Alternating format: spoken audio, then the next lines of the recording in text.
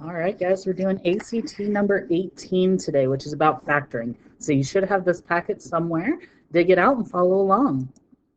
All right, the first thing we're going to do is we're going to talk about factor charts. So you'll need a calculator for this because if you'll remember, factor charts are where we start doing division. So for example, 12 divided by 1 gives you 12. 12 divided by 2 gives you 6. 12 divided by 3 makes 4. And then 12 divided by 4 makes 3.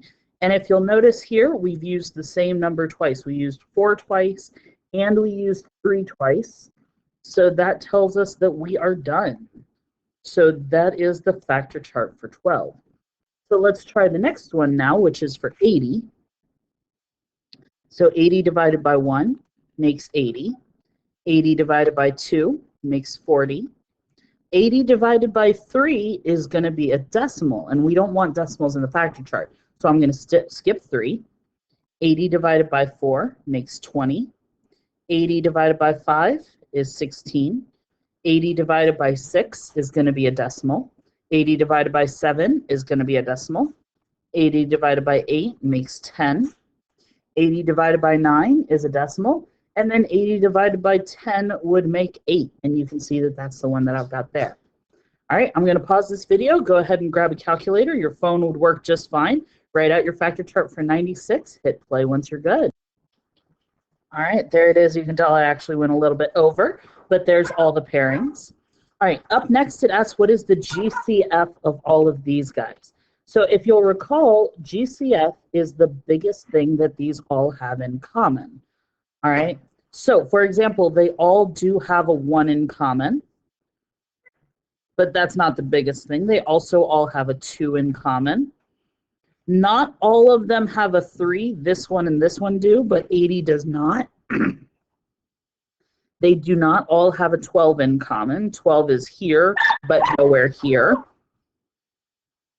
Sorry, you get to hear my dogs in the background. 6 is not on all of them. 4 is on all of them. And so since I went through all the factors of 12 and 4 was the biggest thing they all had in common, I know that the GCF is 4. All right, let's see, I've got to remember how to erase this. So up next, we're going to start factoring out GCFs. So the GCF is the biggest thing in common on the factor chart and the fewest variables. And I put a little reminder here that factoring means to divide, right? It is a hint that you need to divide. So if you need to write out a factor chart for 12, 18, and 6, please do. I'm going to go ahead and spoil it and say that I just know that the GCF of all of these guys is 6. They're all divisible by 6. And then it's the fewest variables. So this guy, x to the 5th, says there's 5 x's here, 4 x's here, and 2 x's here. So 2 x's would be the GCF, the fewest variables. So there is the GCF, and now we need to divide. So we're going to divide everything by 6x squared.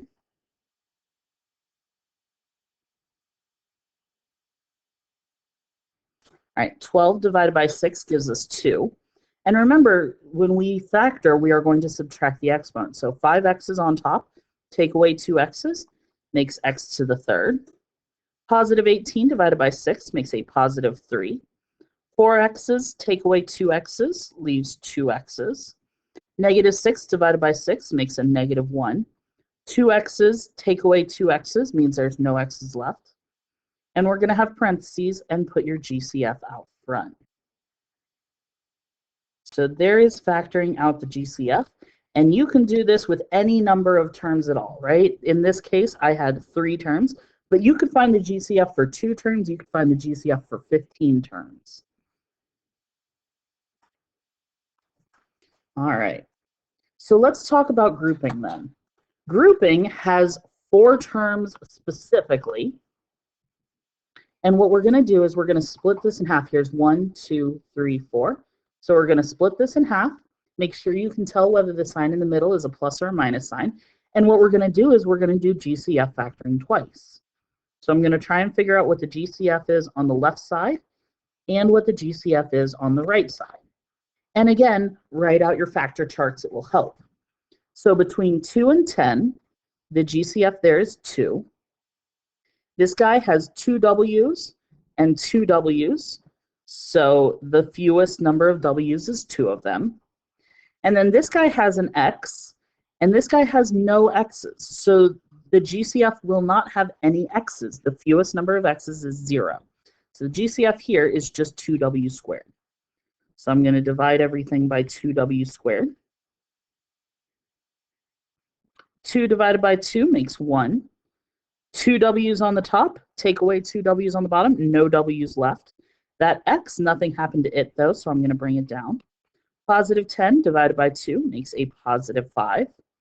2 W's on top, take away 2 W's on the bottom, means no W's left. So I'm going to do parentheses and put my GCF out front. Okay, let's go ahead and change the color for the right-hand side. Now, if this sign in the middle is positive, then the GCF will be positive. If this sign in the middle was a negative, I would make my GCF negative. Between 7 and 35, the GCF there is 7. This guy has an X, and this guy does not, so the GCF will have no X's. This guy has 1 C, and this guy also has 1 C, so the fewest number of C's is 1. So I'm going to divide everything by 7C. 7 divided by 7 makes 1. Nothing happens to the X, but a C on top, take away a C, means no C's left. 35 divided by 7 makes a positive 5, and again, the C's are gone. So I'm going to do parentheses with my GCF out front. Okay, now when we do grouping, if you guys will remember, because we actually did this a long time ago, you have a check right here. Check that these parentheses match. If they do, you're fine. If they don't, then something has gone wrong. So your answer should be 2 parentheses in any order. Your GCFs make up one of the parentheses. So 2W squared plus 7C. And then these parentheses have to match because we're going to combine them into just the one. Oh, sorry. That should be a plus 5. This is what happens when I write and talk at the same time, because the parentheses that matched were 1x plus 5. All right, so the next one is also factor by grouping. So again, we're going to start it the same way. Split them in half. Take a couple seconds to figure out the GCF of both sides. And get as far into this one as you can. I'm going to pause the video here, and I'll have the answer for you when you hit play. All right, so I've got my GCFs for you here. So on the left side, I think this one is pretty straightforward. And again, if you want to write the factor charts out, please do. I know these in my head, and if you know your math facts, you might know them. But if you don't, write out your math facts or write out your factor charts, that's fine. So the left side was pretty straightforward. On the right-hand side, 16 and 32, the GCF was 16.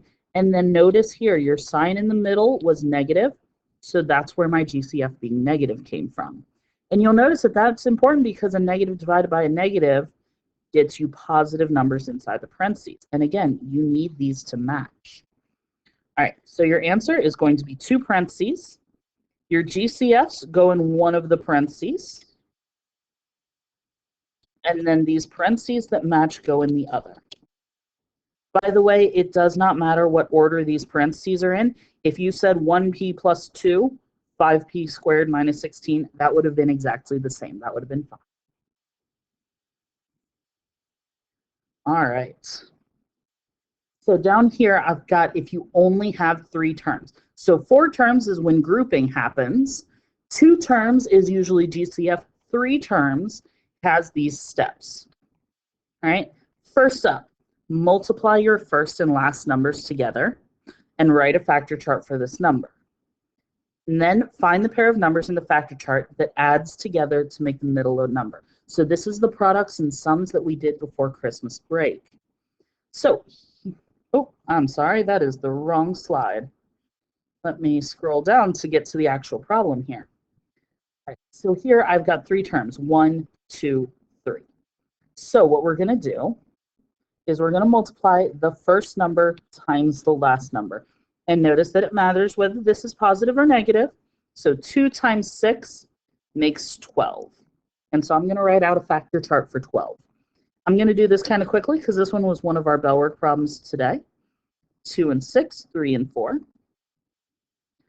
right, now since everything is positive, I don't need to worry about negatives here. I'm looking for the pair of numbers that if I add them together, I get 7. Well, 1 plus 12 is 13, not that pair. 2 plus 6 is 8, close. 3 plus 4 makes 7, so 3 and 4. So what we're going to do is we're going to split the middle. So this 2x squared out front stays. This plus 6 at the end stays. What we're going to do is we're going to replace the middle terms. Instead of 7x, what I want is 3x and 4x. They both have an x because the 7x did. Everything was positive, so I'm going to put positives in front. And notice that now we've got 4 terms and we can factor by grouping. So I'm going to pause the video here, go ahead and factor by grouping, and I'll have the answer up in the... All right, and I've got the answer here for you guys to check it yourselves. All right, so let's talk about the second to last example then. So again, 3 terms. So what we're going to do is multiply the first number times the last number. And notice, negative this time, so negative 30. All right, we're going to write out a factor chart. Negative 30 divided by 1 makes negative 30. And remember, if you have negatives, you should try 1 and also negative 1, which gets you positive 30. Negative 30 divided by 2 makes negative 15. Negative 30 divided by negative 2 makes a positive 15. And you can tell that this negative is kind of just bouncing back and forth. 3 and negative 10, or negative 3 and positive 10. 4 does not work. Negative 30 divided by 5 gets you negative 6.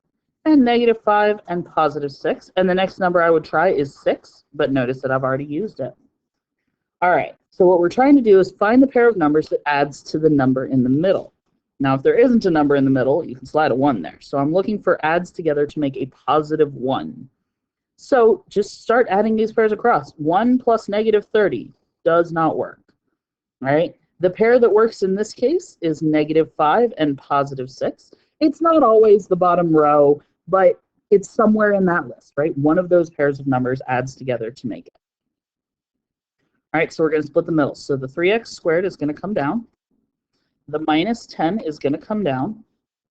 And in the middle, instead of plus 1x, what I want is a negative 5x and a positive 6x from here.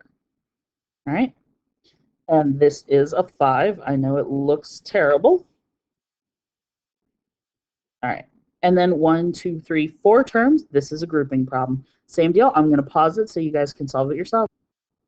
All right, I'm going to guess that I actually have these pair of parentheses backwards from you, but that is okay. The order doesn't matter as long as one of your parentheses says 3x minus 5 and the other one says 1x plus 2. All right, and then the last one here is 2 ACT problems. So remember, everything on the ACT is a multiple choice problem. So these guys have your multiple choice answers down here. And notice that it doesn't tell you whether it's grouping or whatever, all right? They just expect you to know GCFs if it has 2 terms, trinomial where you multiply the first number and the last number if it's got 3, grouping if it's got 4. You got to know those guys. So this first one, 2 terms. So that's a GCF. So we just got to do GCFs. All right. So I'm going to have to write way off to the side here.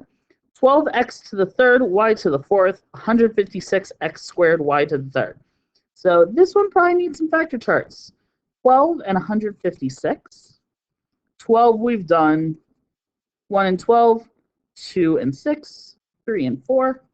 And notice, no negatives, so I'm not bothering with negatives. 156 is 1 and 156.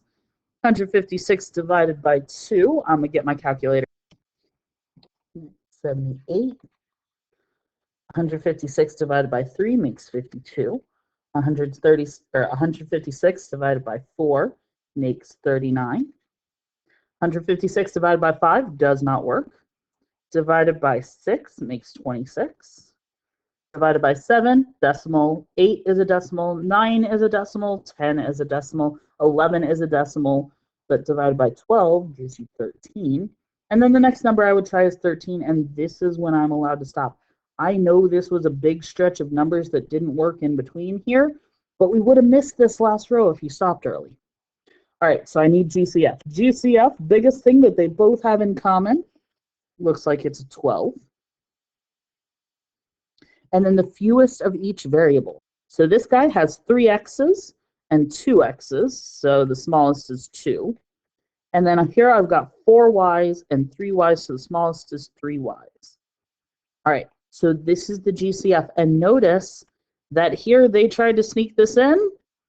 That's just the GCF. It's not factoring. Factoring says you've got to take everything and divide it by the GCF. All right, so your answer needs parentheses. Now, I'm going to use a little bit of test-taking strategies. If I know this is the GCF, that's what has to go on the outside of the parentheses. And the only one that has that on the outside of the parentheses is this guy down on the bottom. All right, so the trick was make sure that you don't choose this one. All right, and then for the last one, there are 1, 2, 3 terms here. So this is the long one. I'm going to put a 1 in front so that I can multiply together my first number and my last number. 1 times negative 24 makes negative 24. So I'm going to write a factor chart for that. 1 and negative 24. I've got negative, so I've got to do positive and negative. 2 and negative 12. Negative 2 and positive 12. 3 and negative 8. Negative 3 and positive 8. 4 and negative 6, negative 4 and positive 6. 5 does not work. 6 we will have already used. All right, and I want the pair of numbers that if you add them together, you get a positive 2. All right, so somewhere on this list, if you add across, you will get a positive 2. And for some reason, we really like choosing the bottom row of the factor chart. All right, so I'm going to split the middle here. Let me change colors here. I was looking for something darker. All right, so I'm going to keep the 1x squared. I'm going to keep the minus 24 because the first and the last terms do not change. But in the middle, I want negative 4x and a positive 6x. And then we're going to split them in half into grouping. All right, out of the first pair, the GCF is 1 because as soon as you have a 1, and they do both have an x. So 1 divided by 1 makes 1. 2 x's, take away an x, leaves just 1x. Negative 4 divided by 1 makes negative 4. X, take away an x, no x's left. GCF out front. Over here, 6 and 24 is a 6. GCF is 6. It's positive right here, so it's positive 6. X, no x, so no x's. 6 divided by 6 makes 1x minus 4. Parentheses with your GCF out front. And so your parentheses match means you did it right. So 1x and a positive 6 for my GCFs. And then 1x minus 4 for the parentheses that match.